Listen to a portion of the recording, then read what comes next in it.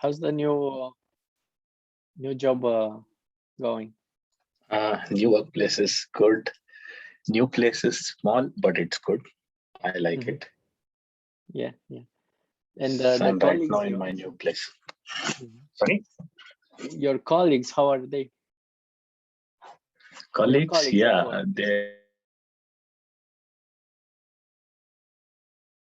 I think you are getting disconnected. Can you hear me?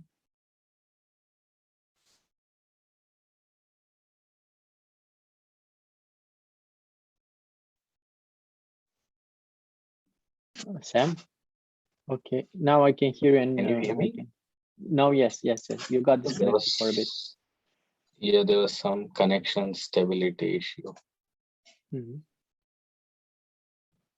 Yeah, I can hear you and Not see sure you. what is. So,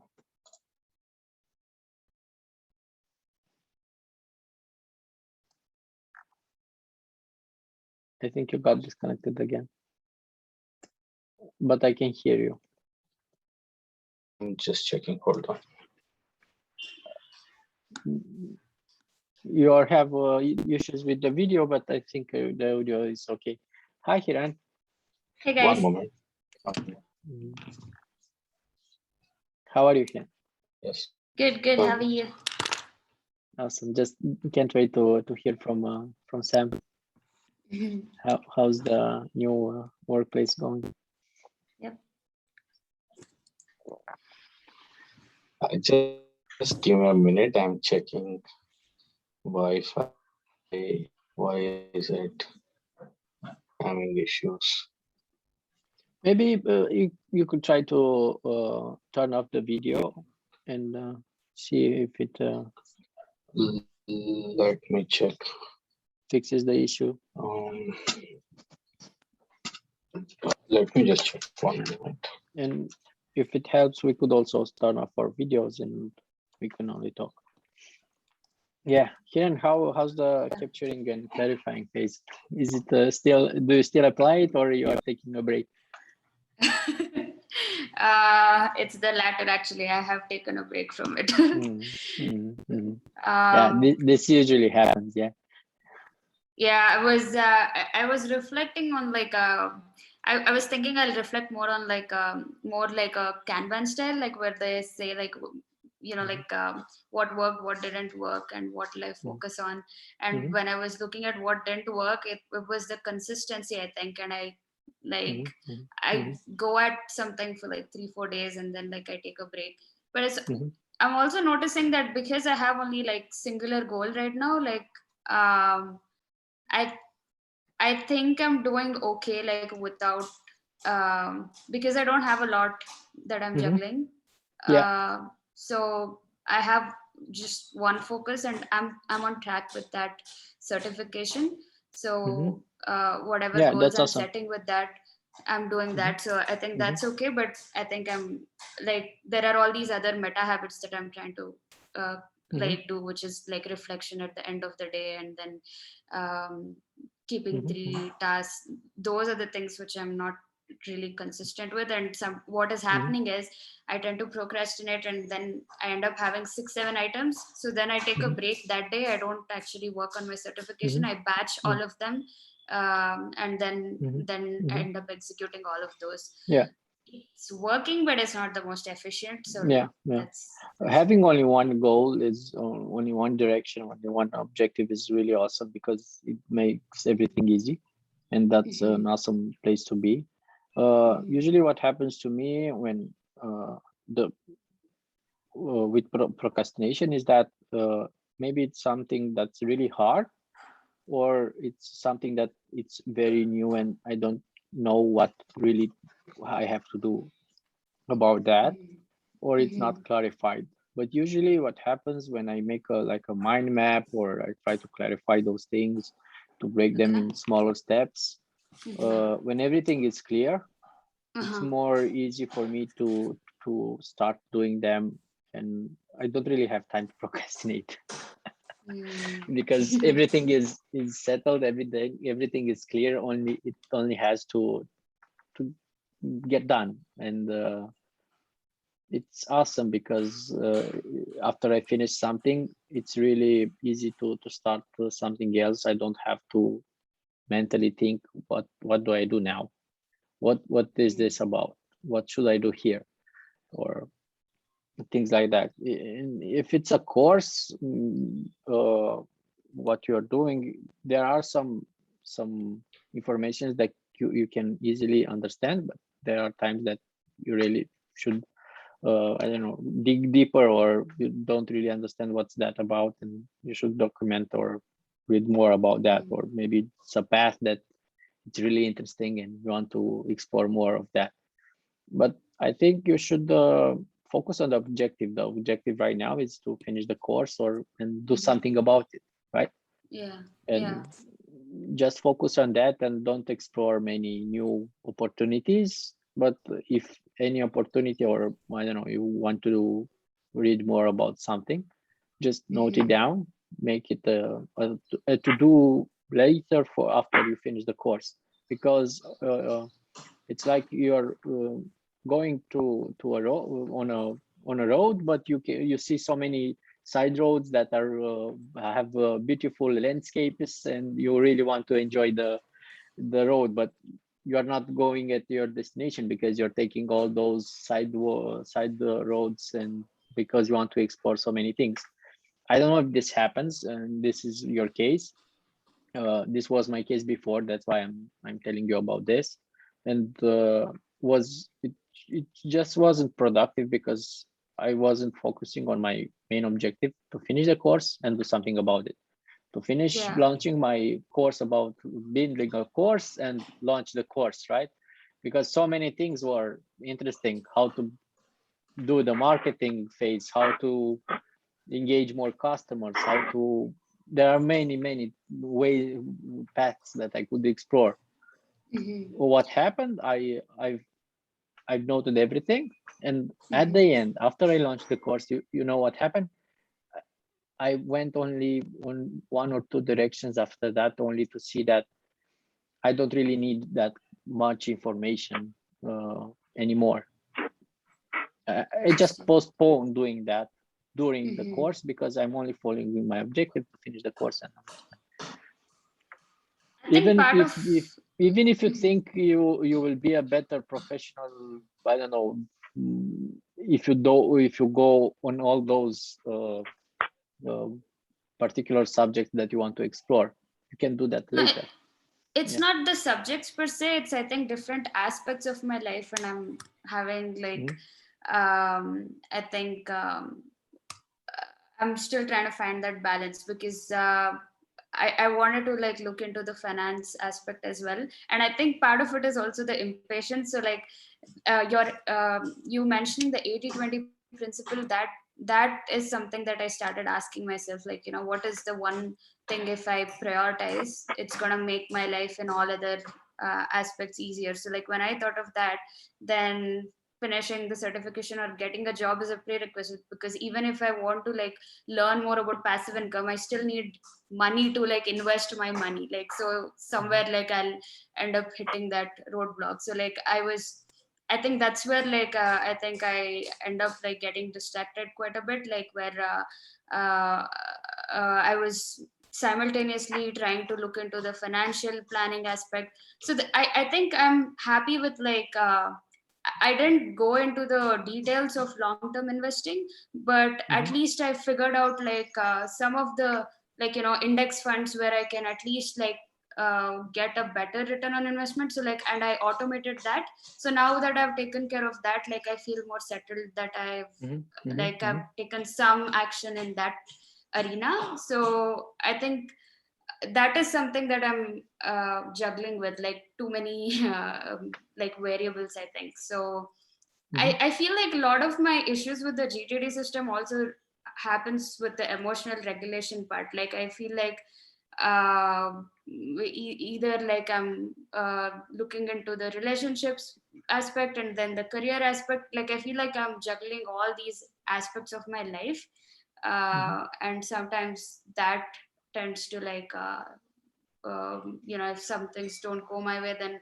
I get like, I feel like I need more time to like come back to that baseline, and that affects my productivity. So like I feel like all my challenges are more towards emotional regulation. So I'm also seeking therapy for it. So like my therapist ended up mentioning to journal.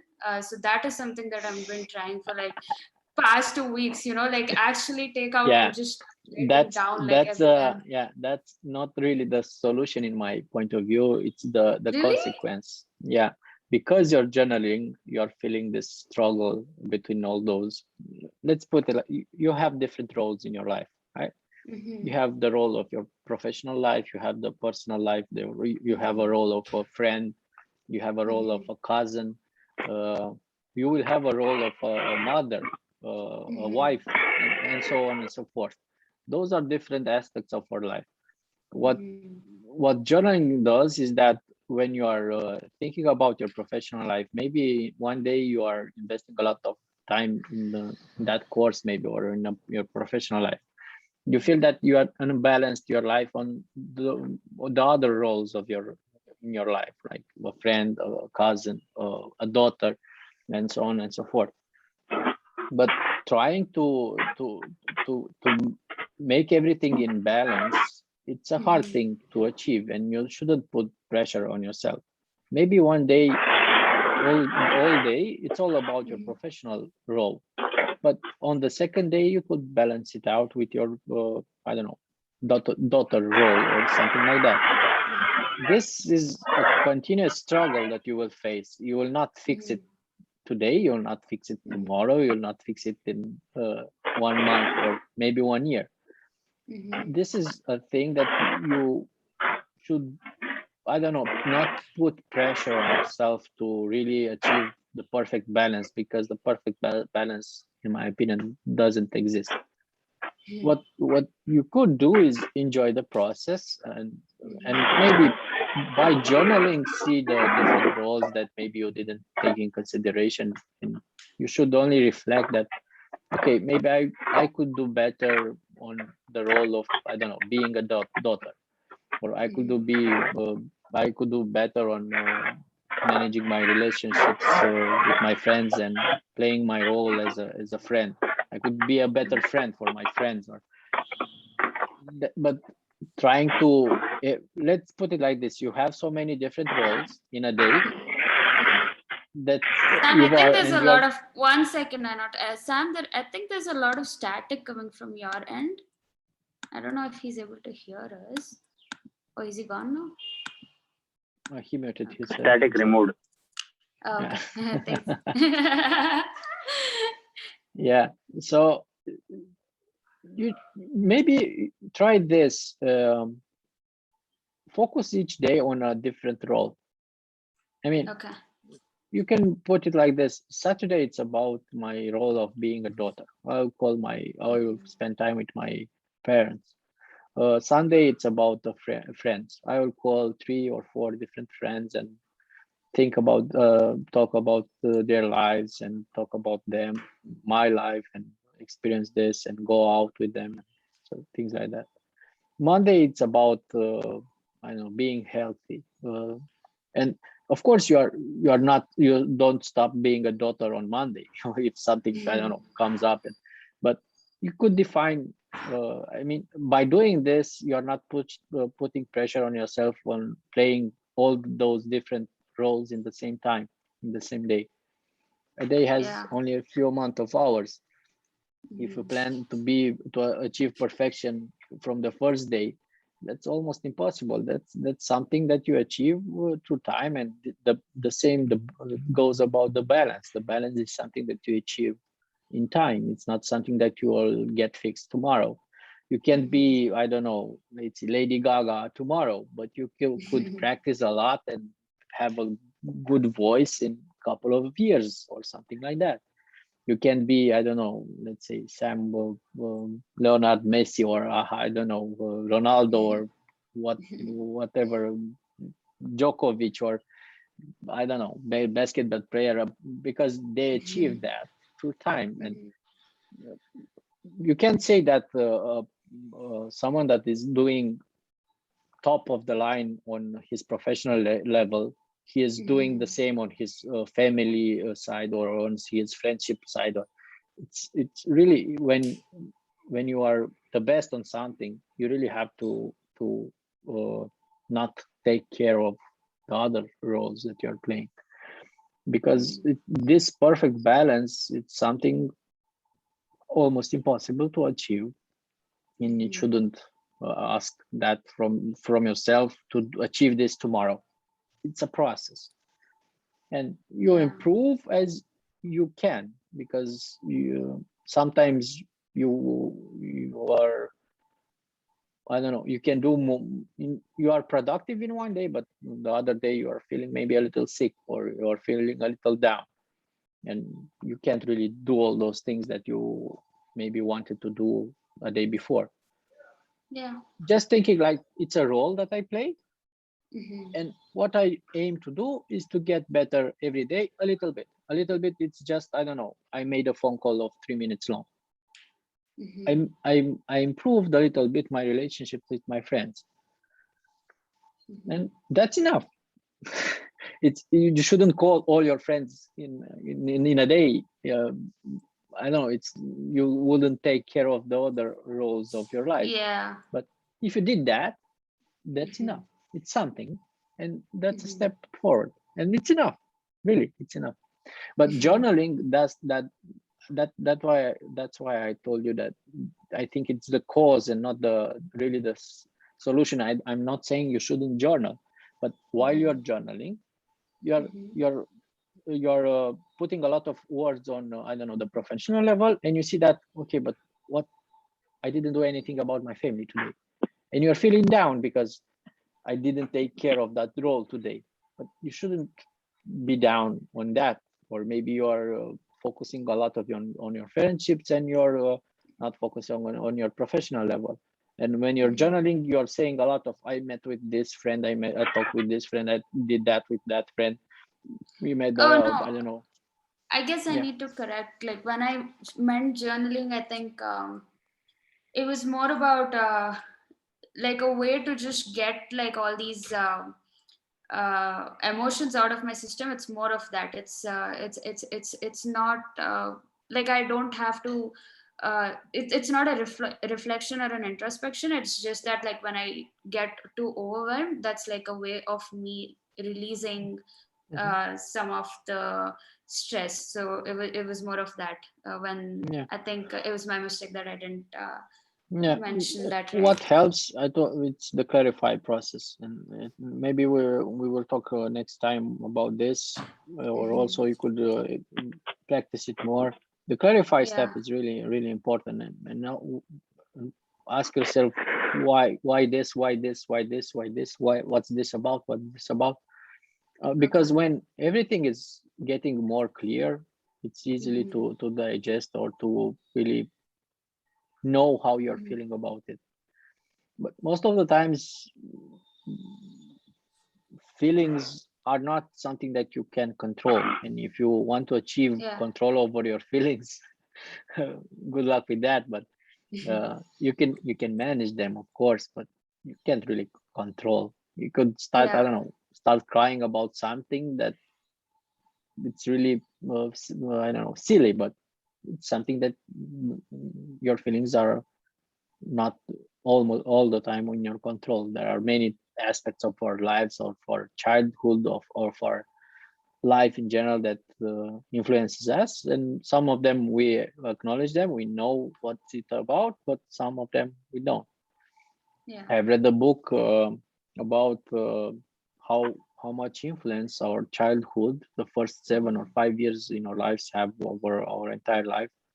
And maybe only I don't know, a happy moment or an accident, or it can affect your responses in your life, that and you don't even know it. It's something that you can explore, as you said, with a therapist, with a counselor, with yourself. But this is a process that takes time, and you shouldn't put pressure on yourself on achieving that in one day, or in a week, or in a month. It's a process, and you should enjoy the process, not focus on the objective. So I guess I'll focus on what makes me enjoy the process. I think like probably that's what is under my control, and I need to sit with that.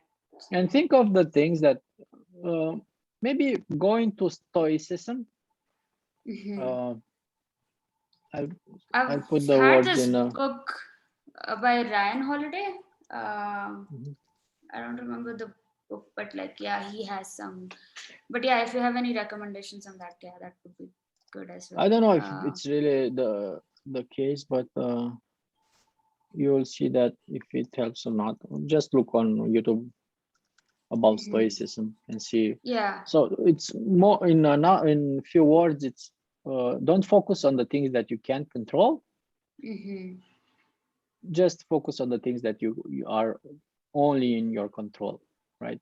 If a colleague of mine, I don't know, is upset about something and sends me a task, that's not something that I really can control. It's something outside of my control. And I'm not going to be upset on something that's not in my control. I'm just managing the things that are in my control, and everything that it's not in my control, I just accept them as they are and manage as best as I can in the time that I have, with the energy level that I have, with the passions and I don't know, feelings that I have. I just accept it and take it as it is, because it's not in my control. Just go into it and see. I don't know if it's really the case or it will help, but it will give you some points maybe to explore. But it does definitely resonate, the part where like maybe I am being harsh on myself. Like I set too many goals, and then sometimes I burn. I think that's what is keeping me from being consistent. Like I tend to burn out because I'm doing too many things. Like I have spirit, like I want to get enlightened and I want to hit my $1 million, and then I want to have like financial freedom and like like everything, right? Like so maybe I need to keep realistic goals. So you will get that $1 million. That's great. You'll have them. If that's a milestone for you, that's something you want to achieve, you will get that. If you work hard and do everything. But what happens until then? That this could be in 1 year, this could be in 2 years, this could be in 10 years, this could be in 20 years. Did you enjoy the process until then? Or what's gonna happen after I get that $1 million? I will enjoy my life after that, maybe. But if you didn't enjoy the process until then, why was that all about? And you can resonate with that. I will get that iPhone and I will be happy. Maybe you will get that iPhone, you will be happy for 1 day, 2 days, 2 weeks, and after that you will want I don't know, the new iPad or the new MacBook or the new, I don't know, something. This never ends. But if you don't enjoy the process, I think we talked, Sam, about this. There is a study on different levels of the happiness. What brings happiness in our lives, and breaking news, not fake news. Breaking news: objects don't bring happiness in our lives. Money is an object also, right? What brings the most, and this is the on the lowest level. So objects don't bring happiness in our lives. If you focus on objects, on having a house. I would, sorry to interrupt, I would like to rephrase that. Objects don't bring happiness. No, I would say objects bring happiness temporarily. It's just in the moment you get the object, you get happy. But is that happiness going to sustain for a long time? That depends. Like yesterday, I and Hiran, we were talking.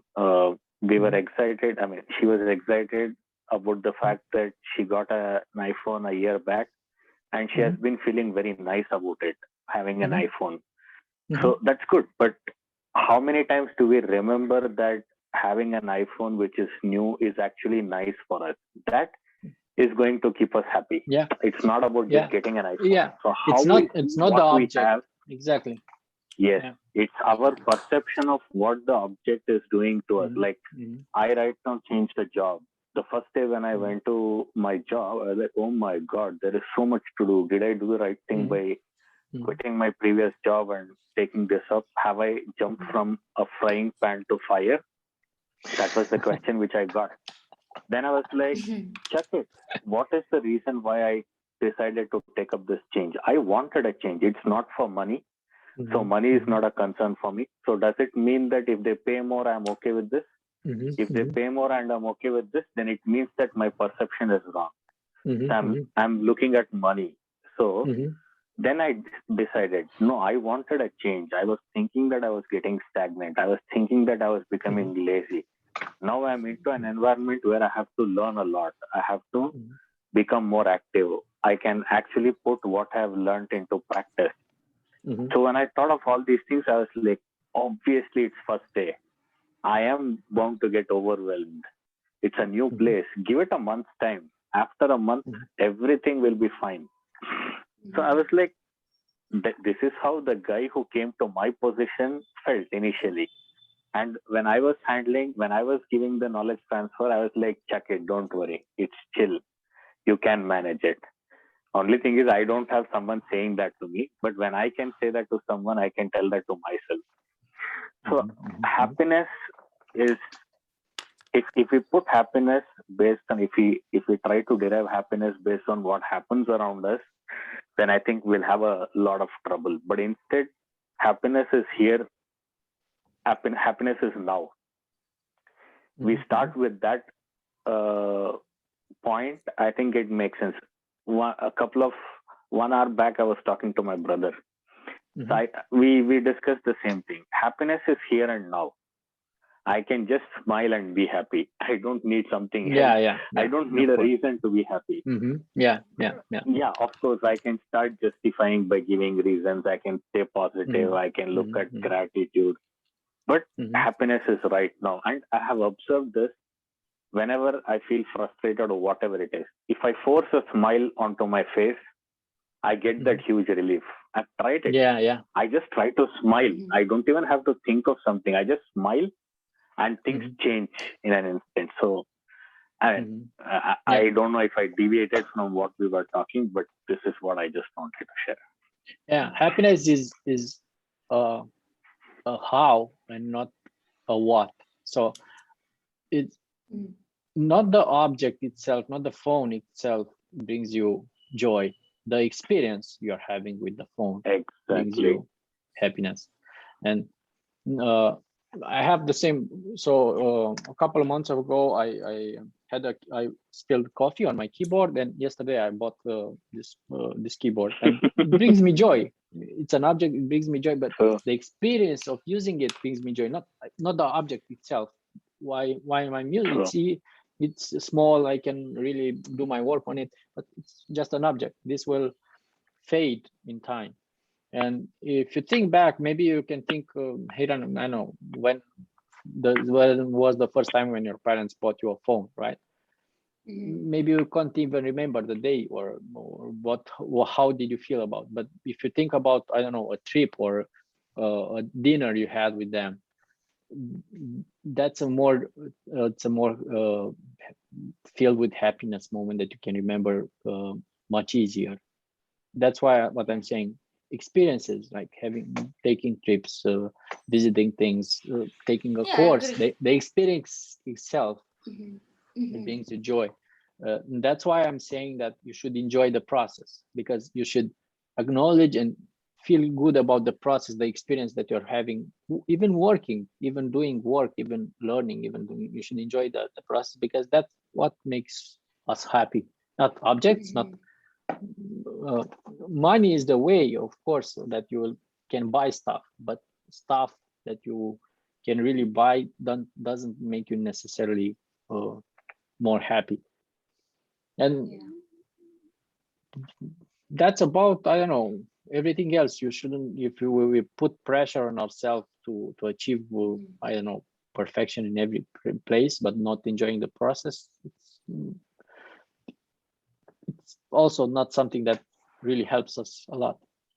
That's why I'm only thinking about my systems and all the things that I do. I try to achieve my goals, right? But I also try to see how I can enjoy the process more, how I can do this better, but also how I can do this more pleasant, more, I don't know, to bring me more joy while I'm doing.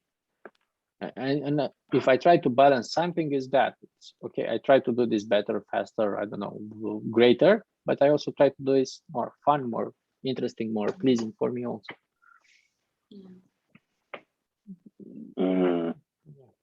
I just came across something which I had read quite some time back. It was something which was nice to read. It says, money can buy a house, not a home. It can buy a bed, but not your sleep. It can buy food, not appetite. It can buy medicine, but not health. It can buy information, not wisdom. It can buy thrills, but not joy. It can buy servants, but not loyalty. It can buy associates, not friends.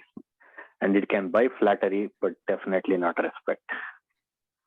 Yeah, and it's not about, something I like don't know, disliking money, because the relationship with money should be a pleasant one also. I mean, welcome abundance in your life. I mean, welcome gifts from everyone, and maybe from even from someone that you don't know. Welcome everything related to money, but don't make it the only purpose in your life, because that's when you focus only on one thing, you're not enjoying the process, and when you achieve that point, you will not even realize it, because you are already set another milestone that you want to achieve after that. If the race towards that 1 million makes you, gives you the thrill that you enjoy, that's awesome, follow that. But if it doesn't, and it's something that you don't enjoy, maybe redefine that objective and make it more enjoyable. I think that was a lot of gyan put on here. And how are you feeling? You need to share what you're feeling. I resonate with everything that you guys said.